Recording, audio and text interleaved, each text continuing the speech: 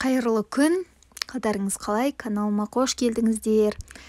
Бүгін сіздермен осындай ежик секілді етпен, осындай күрішпен ерекше тағам жасайтын боламыз. Егер рецептім ұнап жатса, каналым ұнап жатса, қолдау ретінде каналыма тіркеліп, лайк басып, комментарий қалдыруды ұмытпаңыздар. Алдын ала көп рахмет. Мінекей үйдегі бар продуктамызбен осындай ерекше болып шығатын тамақты әзірлейтін боламыз. Бізге ол үшін керегі сәбізіміз, пиязымыз, фаршымыз және күріш, қарақұмық, яғни гречка. Осылар керек. Міне фаршымызды ет тартқыштан өткізіп алдық, дайын етті. Одан кейін пиязымыз бен сәбізімізді осылай пиязымызды төрт бөлшекке етіп қуырып аламыз. Сол кезде қарақұмық пен күрішті жарты шыныдай ғана аламыз. Осылай ыстық суға бөрттіріп қоясыздар.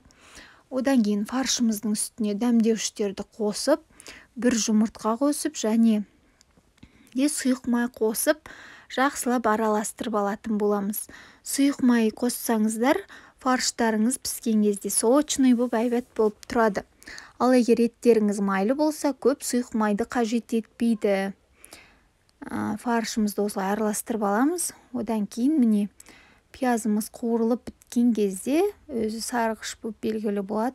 Сол кезде сәбіздеріңізді қосып, оны да жақсылап қуырып аласыздар. Мінекей біздің фаршымыздан осылай домалақ етіп, фрикадельки сияқты, котлет сияқты немесе домалақ еткізіп осылай қойып қоясыздар да, міне сәбіз бен пиязға томат пастасын салып, осылай кішкене ғана су құясыздар. Жарты шыныдай немесе жарты шыныдан аз да болса, осындай суларыңызды құйып, тұздарыңызды, неше түрлі дәмдеуіштеріңізді салсаңыздар болады. Осылай қайнатып дайындап аламыз. Одан кейін ыстық суымызды төгіп тастаймыз күрішіміз бен қарақұмығымыздың.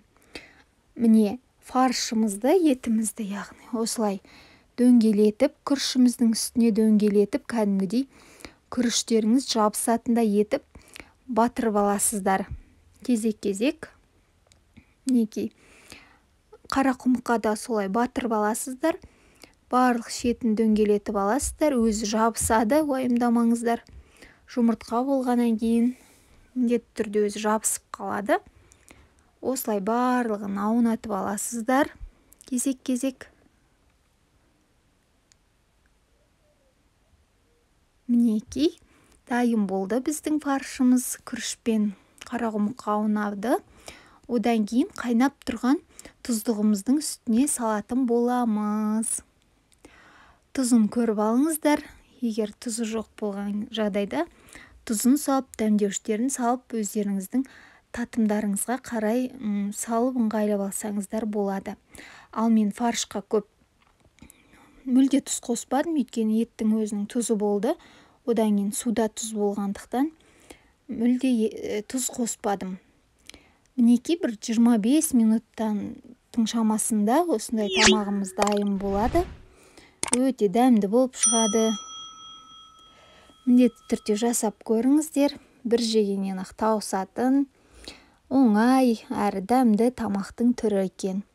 Сіздерге де жасап менімен бөлісуді сұраймын.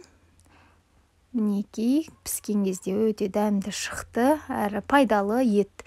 Кейбір балаға ет жегізе алмайсың ғой, сол кезде осы тамақты жасап берсеңіздер, міндетті түрде жеп қоятын болады. Сондықтан жасап көріңіздер. Ас болсын, назарларыңызға рахмет.